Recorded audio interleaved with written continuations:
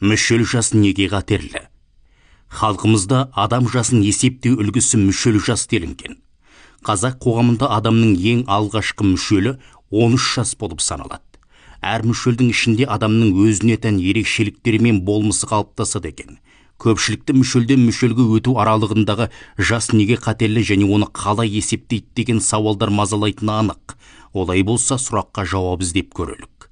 Мүшел жасты есептегенде мына бір ерекшелікті қаперге алған жөн. Яғни бала 13 жасқа толғанда бір мүшел деп қайратта, кейінгілеріне 12 жылдан қосып отырады.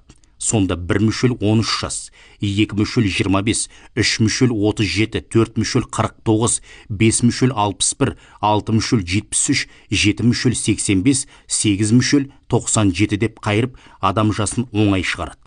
Көнігіз қариялар өткен жылдарды есептегенде немесе адам жасын айырғысы келгенде осы мүшелді қолайлы көреді. Жоғарыдағы мүшел жылдардың әрқайсының адам өміріне тигізер әсері ықпалы болады. Алғашқы мүшелде 13 жастағы баланың ересектік шаққа өту кезеңі айқындалады. Бұл кезеңде ер балалардың дауысы өзгеріп, сүйегі іріленіп, қыз балалардың дене бітімі сүйкімді бола бастайды.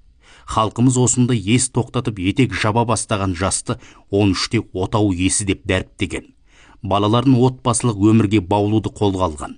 25 жас нағыз жігіттік жас деп есептеледі. Бұл кезде бойдағы күш-қуат кемеліне келеді. Тасыған күш қайратты қайда жұмсарын білмей жалындап тұратын кез. 37 жас өмірдің жақсы жаманын, оң солын танып, ақыл тоқтатып 40-тың қырқасына көтерілген кез. 49 жас бойдағы күш қайта бастағанымен кәрілікті әлі мойындамаған, ақыл ойы нағыз кемеліне келген ердің жасы.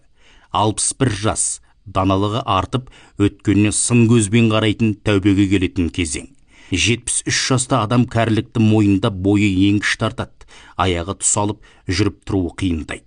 85 жас бұл жаста адам жүріп тұрудан, ұйқыдан қалады, бала сияқты өкпелегіш болып, күйбең тірлікке түседі. 97 жас бұл мүшелге жеткен адамдардың кейбірі жас баладай жаутаңдап, қауқарсыз болып қалады. Қазір ғалымдар әр мүшел ішінде адамның ағзасында өзіне тән елеулі өзгерістер болатынын дәлелдеп отыр. Ғылым енді ашқан жаңалықты ата-бабаларымыз бұрыннан білген. Адам кемелденген сайын қауіп көп болады деп есептеген. Сол себепті дана халқымыз мүшелге ерекше мән беріп, қатерінен сақтану үшін түрлі ырым жоралғыларды жасайтын болған.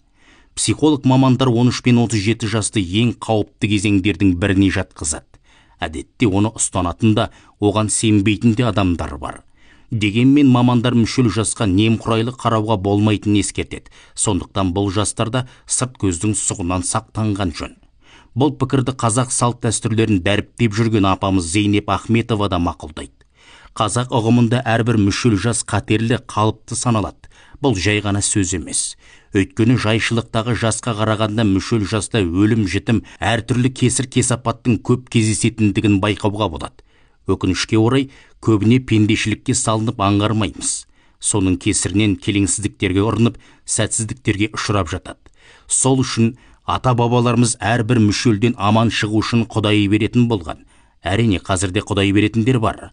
Бірақ олар қой сойып, молда шақырып, Құран оқытып, бет сипаумен ғана шектеліп жатыр.